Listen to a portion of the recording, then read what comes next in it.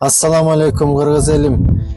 Al Jardam Кайрымдуулук фондунун кезектеги чыгарылышы Сыккөл областындагы Каракол шаарындагы Адыгеев Сулайман көчөсү менен Темиркул Алымбаев көчөсүнүн кесилишиндеги Кенжегүл эжебиздин урап калган жараксыз үйүндө турабыз. Бул эже өзү жалгыз бой, күйөөсү да каза болуп калган жана улуу баласы да каза болуп калган экен.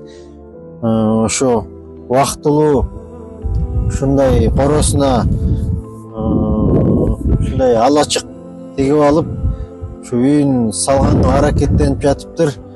Ошол жалгыз бой эжебизге кайдыгер карабастан ушу үйүн бүтүрүшүп салып бергенге жардам сурап жатабыз.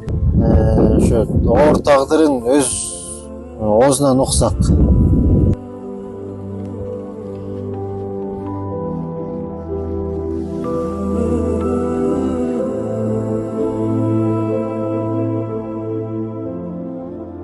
Assalamu alaikum, урматтуу Каракол шаарынын тургундары, Сыккөл областынын тургундары. Сиздерге кайрылып жатабыз. Ушул эжекебиздин акыбалын билип, бир аз жардам керек экенин өзүбүз келип көрүп кеттик. Ушундай алачыкта туруп атыптыр эжекелер. Анан эми өзүңөр көрүп атасыңар, аба ырайы ар кандай болуп атат. Көчө эмне деген чатырлар учту. Анан Кудай эмесе эртерээк бул эжелерди жаркыраган үйгө киргизгенге аракет кылалык. Келиңиздер эми күч бирдикте Кудай үчүн бир аз болсо каражат чогултуп эжелерди эртерээк үйгө киргизгенге аракет кылалы. 8 жыл мурун жолдошум каза болуп калган. Ошол кезде бутан башталган. Жолдошумга каза болгонуна байланыштуу биз айылга кеттик да, анан кайнатамды карап калдым. Кайнатамды карап, жолдошум жалгыз бала, анан жалгыз кыз да. Анан кайнатамды карап неметип жүрсө, кайнатам каза болуп калды айылдан. Кайнатам каза болгондон кийин 9 айдан кийин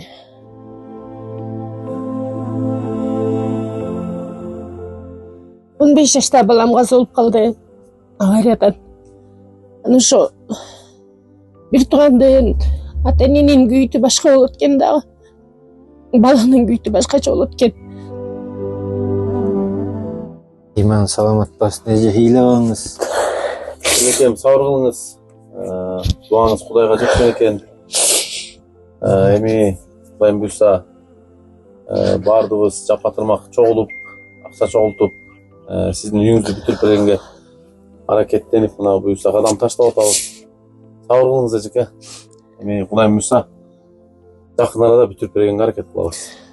Элдин жардамы менен. Силерге да рахмат, силерге да Алла разы болсун. Ушунча көңүл бөлүп жардам берип атканыңардан, ушу кичинекей баланын күйүтүнөн ушул жака келип балаксызып иштейин деп ушул жака келгем. Квартираларда жашадым далай. Шартым болбогондон аянда квартирага акча тапкан жокмун, чын айтканда. Ушул жака ушул алачыкты тигип алып, 2 баламды багайын деп ушул жака келдим. Эптеп тырмаңдасам да ушу үйүмдү бүтүрүп алайын деп. Жакшы эжеке, Кудайга шүгүр, өзүңүздүн участогуңар бар экен. Бул бир алданганча жакшыраак да, үйдү дальше салып кеткенгечи. Анан эмне дейбиз же, сабыр кыла туруңуздар. Кудайым буйрса жакын арада үйүңөрдү бүтүрүп, жакшы жаркыратып, үйүңөрдү бүтүрүп киргизгенге аракет кылабыз силерди.